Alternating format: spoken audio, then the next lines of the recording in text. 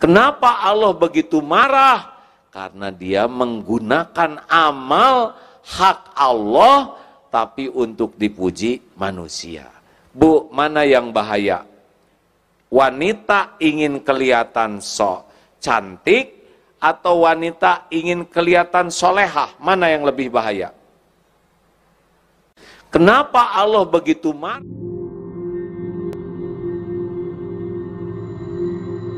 Yang akan saya bawakan ini hadis riwayat Imam Muslim dan Imam Tirmizi. Ini hadis sahih, tidak diragukan.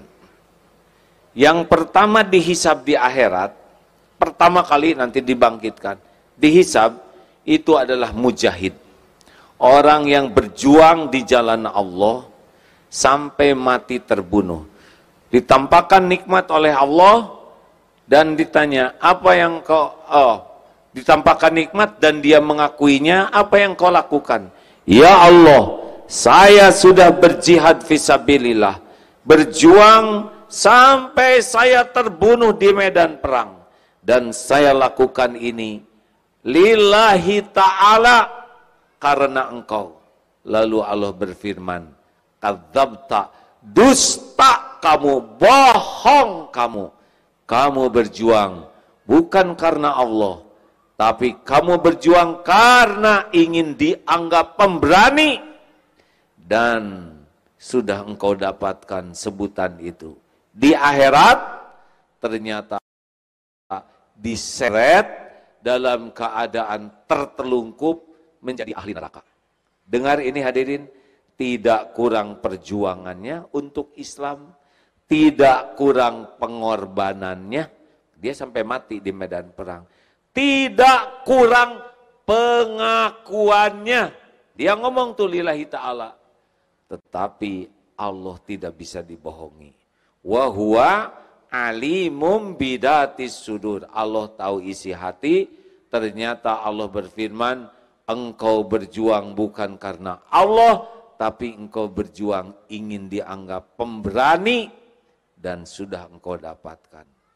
Ternyata sehebat apapun berjuang, sehebat apapun berkorban, bahkan sampai mati walaupun mengakui, tapi hatinya sibuk mencari kedudukan di sisi makhluk, sirna amalnya. Jelas hadirin? Bukan kurang perjuangannya, bukan kurang pengorbanannya, bukan kurang pengakuannya, yang kurang cuma satu saja. Apanya? Hatinya. Lebih senang dengan pujian manusia daripada ingin diterima amalnya oleh Allah. Pegang ini hadirin. Ini mutlak. Kalau saya baca hadis ini serius sekali. Mengapa? Karena yang kedua dihisab adalah yang belajar agama dan mengajarkannya, seperti Ustadz Abdul Somad, Ustadz Adi Hidayat, Ustadz yang lain. Ya, pasti agim. Saudara nggak kuat ya, saya pengen dihisab yang kedua.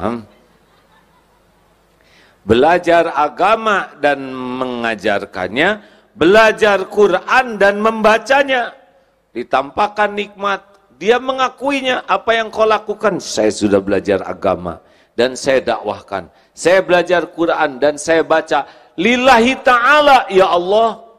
Ngakunya karena Allah, tapi Allah yang maha tahu isi hati yang tidak pernah bisa dibohongi siapapun berfirman, kadzabta, dusta kamu, engkau belajar agama dan berdakwah karena ingin disebut alim, orang berilmu. Engkau baca Quran karena ingin disebut qari'ah, dan sudah engkau dapatkan itu di dunia. Di akhirat diseret itu ke dalam neraka. Tidak kurang ilmunya, tidak kurang dakwahnya, tidak kurang bacaan Qurannya, yang kurang satu saja. Apanya? Niatnya. Bukan mencari keridhaan Allah, tapi cari pujian manusia. Hilang itu semua pahala. Dan yang terakhir adalah orang yang dermawan. Sedekah kemana-mana. Ketika ditanya, apa yang kau lakukan? Saya sedekah. Apapun yang kau cintai, saya sedekah. kadzabta, dusta kamu. Engkau sedekah karena ingin disebut dermawan dan sudah engkau dapatkan pujian itu. Dan ternyata diseret ke neraka, bukan kurang sedekahnya, yang kurang cuma satu saja. Apanya? Niatnya. Lebih sibuk ingin pujian manusia, lebih sibuk ingin kedudukan di sisi manusia. Kenapa Allah begitu marah? Karena dia menggunakan amal hak Allah tapi untuk dipuji manusia. Bu, mana yang bahaya? Wanita ingin kelihatan cantik atau wanita ingin kelihatan solehah? Mana yang lebih bahaya? Jawab.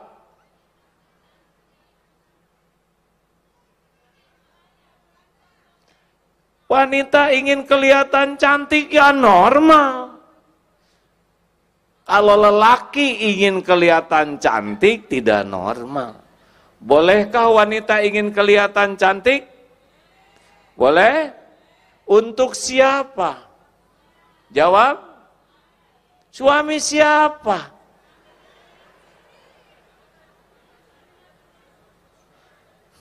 Si bapak langsung ketawa ya. Karena bapak jadi saksi ya. Istri mau ke undangan stakar kebek dandan, pulang dari undangan giliran ketemu khusus bersama suami, dibuka kerudung, rambut rewing, pensil alis di sini, bulu mata jadi bulu hidung palsu. Hadirin, kalau ingin kelihatan cantik masih urusan dunia. Tapi ingin kelihatan solehah, sudah pakai amalan akhirat. Ini sedikit saja rahasia ikhlas. Apa sih ikhlas? Al-Bayyinah ayat 5, A'udzubillahi minasyaitonirrajim, wa ma umiru illa liya'budullaha mukhlishina lahudina al-ayam. Allah tidak memerintahkan kita kecuali ikhlas, murni ikhlasnya. Maukah diberi susu murni yang gratis 2 liter sehari? Jawab. Tapi dicampur dengan kotoran sapi 1 sendok. Mau? Yang benar, Bu. Sesendok kecil saja. Yang betul. Seujung sendok kecil. Dikoceklah, ibu nggak usah tahu. Nggak mau. Itu dia aja nggak mau ya. Nah, sedangkan syirik, inna syirka la zulmun azim. Menyekutukan Allah itu adalah kezoliman yang sangat besar. Nih latihannya supaya ikhlas. Ikhlas itu seperti apa? Puk, puk, puk, puk. Seperti jantung berdetak tiap saat, berdegup tiap waktu, tidak pernah menonjolkan diri. Yang sibuk menonjolkan diri adalah ambeien, jerawat, bisul, tumor, tidak ada yang enak. Makanya orang-orang yang overacting, sibuk ingin menonjolkan diri, pasti tidak enak hidupnya. Ikhlas itu seperti akar pohon, menyerap hujam ke tanah, menyerap sari-satri pati, mengokohkan, pohon kokoh, rindang, berbunga, berbuah, orang memuji pohon, padahal semua jerih payah akar. Betul? Atau seperti gula, mungkin sudah viral. Kopi kurang manis, yang disalahkan siapa? Kurang gula nih. Disalahkan gula. Kopi terlalu manis, yang disalahkan siapa? Kebanyakan gula nih. Giliran kopi enak, siapa yang dipuji? Ini kopi mantep. Tapi giliran penyakit baru disebut penyakit gula nih. Gitu. Tapi gula tetap saja manis, benar? Dia nggak dendam. 5 latihan jadi orang ikhlas.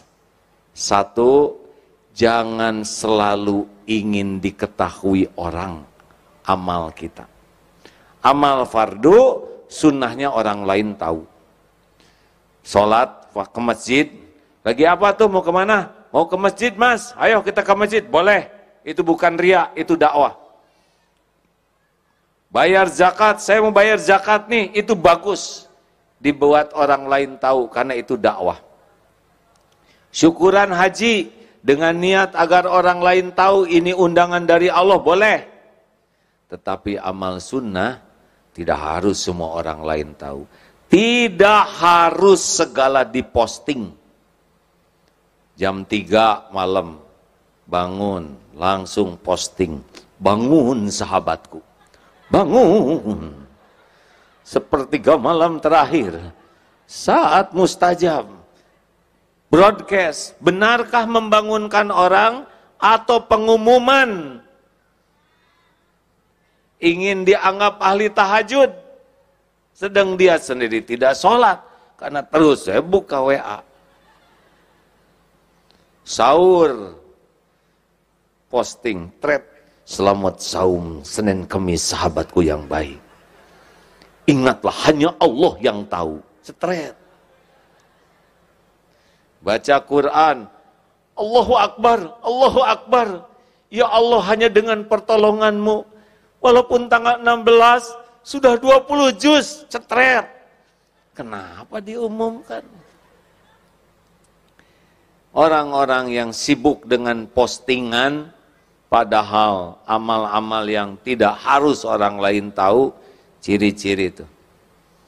Belajar merahasiakan amal, sebagaimana merahasiakan aib. Punya aib tidak? Ditutup-tutupi? Harus ada amal yang kita tutup-tutupi. Kalau semua amal diketahui orang, berarti memang sibuk dengan penilaian orang. Boleh ada yang diketahui, tapi lebih banyak amal sunnah yang tidak diketahui. Di TV Malaysia pernah terlihat ibu-ibu sholat duha. Sedang sholat duha bersama anaknya yang SD. Telepon bunyi, kering.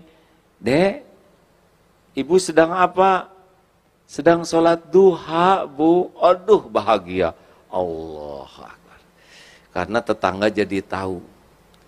Selesai sholat, anak baik, anak pinter, ibu sayang. Karena bahagia tetangga jadi tahu.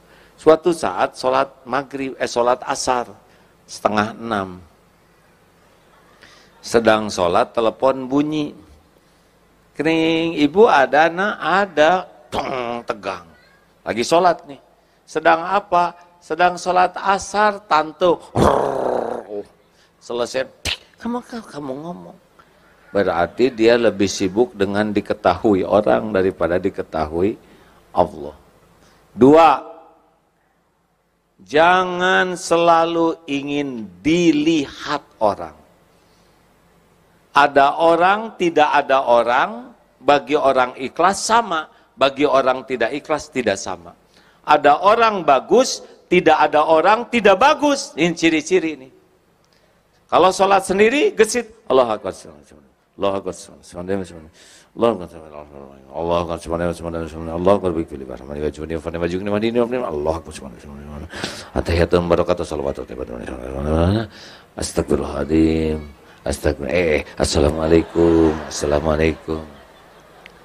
Tidak ada orang, gesit tangkas. Giliran ada orang, Allahu Akbar. Bismillahirrahmanirrahim. Allah subhanallah, cukup nih, udah agak lama ya, udah agak lama nih, cukup ya. Sami Allah, acting. Lagi sholat sendiri tahajud, sedih, tapi ada suami, ya Rob, tolonglah keluarga kami. Air mata dibiarkan mengalir, padahal itu sisa menguap. Tapi diatur supaya ini acting, gak diterima. Hati-hati, ada orang tidak ada orang sama atau tidak. Kalau ada orang baik, tidak ada orang tidak baik, ciri-ciri itu tidak ikhlas.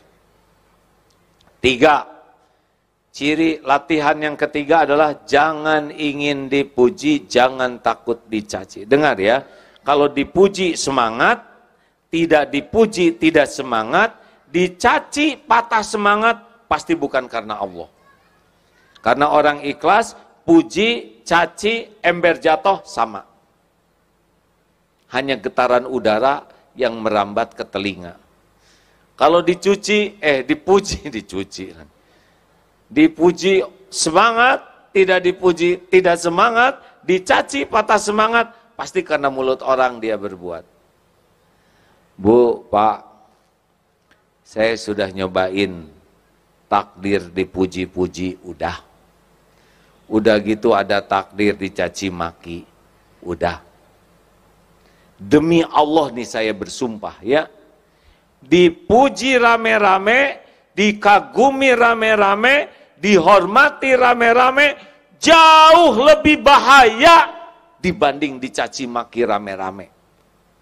Karena kalau kita sudah menikmati pujian, edik, nagih, pengen dipuji terus, dan itu pasti letih orang yang senang dipuji. Kenapa? Karena orang tidak mungkin semuanya menyukai kita. Luqman Hakim membawa anaknya, nak ke pasar, siap beh, bah, ayo kamu naik. Anak naik, bapak nuntun. Sampai ke sebuah bukit, orang lihat, ini anak kurang ajar nih, ha? Masa dia naik, bapaknya nuntun, gak tahu sopan santun nih anak. Salah. Anak turun, bapak naik. Sampai bukit kedua, ketemu lagi sekelompok orang. Ini si bapak tega. Masa dia naik, anak nuntun, gak punya perasaan. Salah. Bapak naik salah, anak naik salah. Kalau gitu berdua. Naik berdua. Sampai bukit ketiga, ketemu dengan sekelompok orang. Ini manusia tidak berperi kekeledaian. Keledai satu dinaikin duaan, zolim. Salah lagi. Akhirnya turun dua-duanya, dituntun sampai pasar. Kata orang pasar, ini orang blow on, punya keledai nggak dinaikin. Begitulah. Kata bapaknya, nak sini, itulah manusia. Kalau hidupmu hanya ingin dinilai dan dipuji manusia, persiapkan dirimu letih sepanjang waktu, sengsara sepanjang hayat. Karena manusia pasti beda-beda. Selamat menderita bagi siapapun yang sibuk pengen dipuji oleh manusia. Ali bin Abi Thalib mengatakan, semua kepahitan sudah kurasakan. Dzuktur mararati kullaha falam ajid amarra minal hajati ilan nas. Kepahitan seluruhnya sudah kurasakan dan tidak ada yang lebih pahit dalam hidup ini selain berharapnya hati kepada manusia. Makanya hati-hati, makin ingin dipuji, dihargai, dikagumi, makin sering sakit hati. Jelas? Bu, jelas? Kalau mau dandan di rumah, dandan saja. Tidak harus selalu nanya, Mas, gimana penampilan saya? Suami kan bingung, mau ngomong apa? Ngomong cakep, enggak begitu. Ngomong jelek, enggak tega. Ya wes, Bu, kamu ini kayak kesemek. Begitulah, itu solusinya. Perlukah kita ingin kelihatan rapi? Boleh. Kita rapi untuk menghormati, bukan untuk dipuji. Makin ingin dipuji, makin sengsara. Ingin kelihatan langsing, tahan napas. Jadi kekurangan oksigen.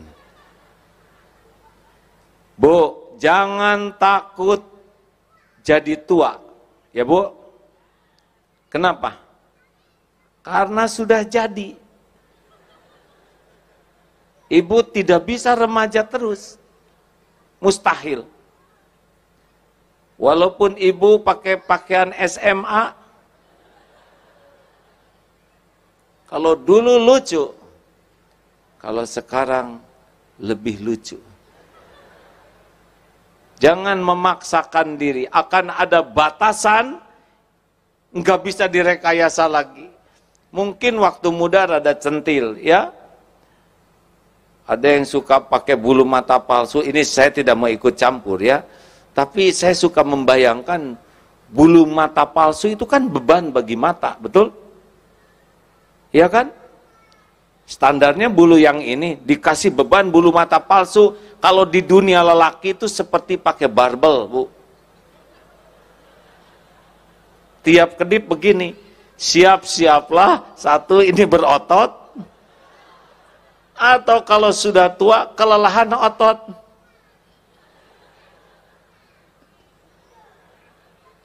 Bisa jadi merem terus, nggak kuat ngangkat. Kenapa sih harus pakai bulu mata palsu, bulu hidung palsu? Hidup penuh kepalsuan begitu. Untuk dipuji siapa? Mau dipuji Allah? Gak mungkin pakai kepalsuan, ya. Just the way you are. Apa artinya? Dilarang merokok. 4. Jangan ingin dihargai.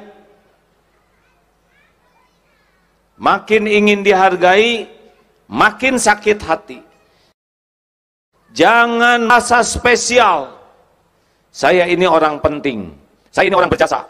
Saya ini orang, makin ingin dihargai, makin sering sakit hati. Orang yang menuntut dihargai, biasanya yang tidak punya harga. Iya kan? Yang tidak ada harganya ingin dihargai. Yang punya harga bisa menghargai. Hadirin sekalian, mengapa kita dihargai orang lain saat ini? Penyebabnya cuma satu.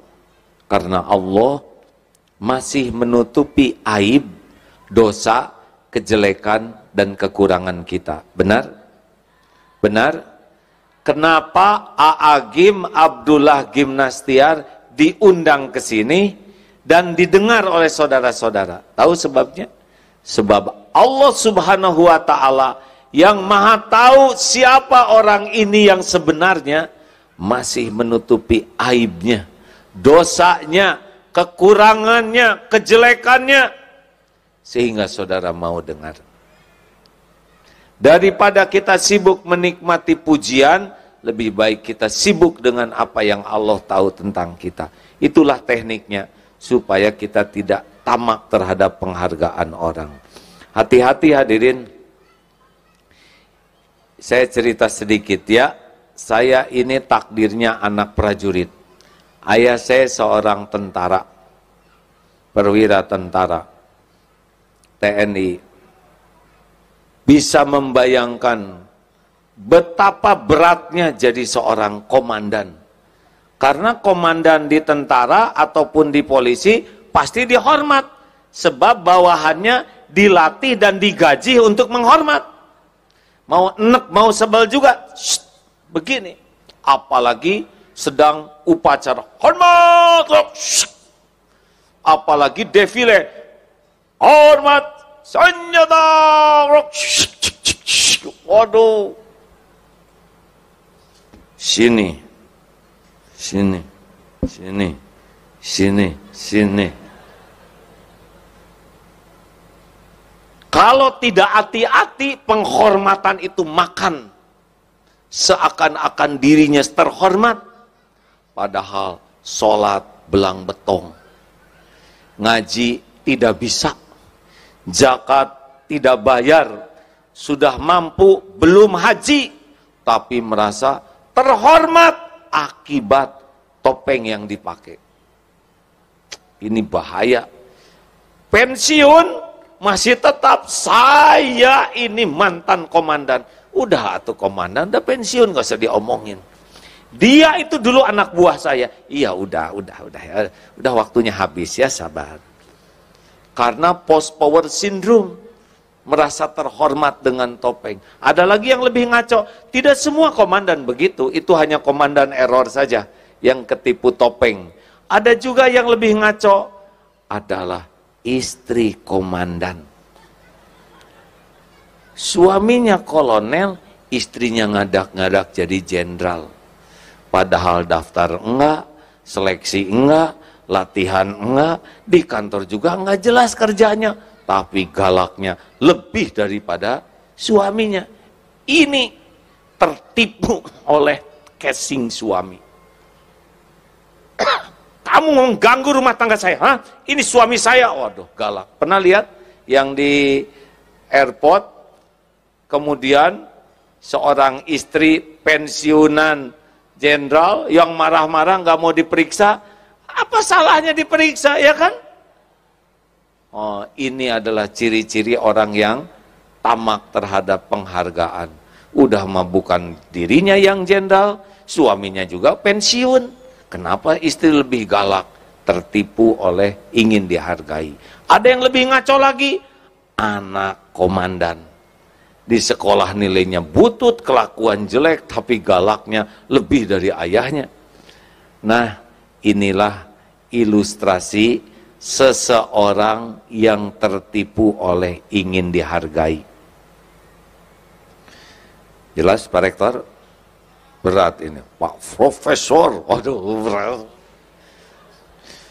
Pak Rektor, sama Kiai. Padahal di sisi Allah belum tentu seperti apa yang diketahui orang lain.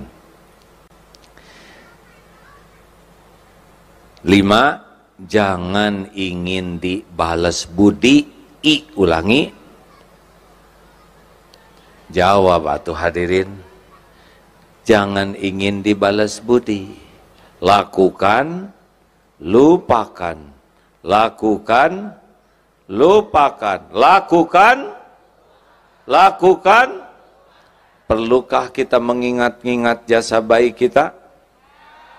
Jawab. Enak tidak kalau kita ingat jasa kita? Hati jadi bahagia atau jadi nyesek? Jawab. Kalau kita mengingat jasa kita, hati jadi bahagia atau jadi gelisah? Jadi enak atau tidak enak? Nah, itu ciri-ciri salah tuh. Perlukah kita menyebut-nyebut jasa baik? Perlu tidak? Tes. Mas. Coba bicara sama bojomu.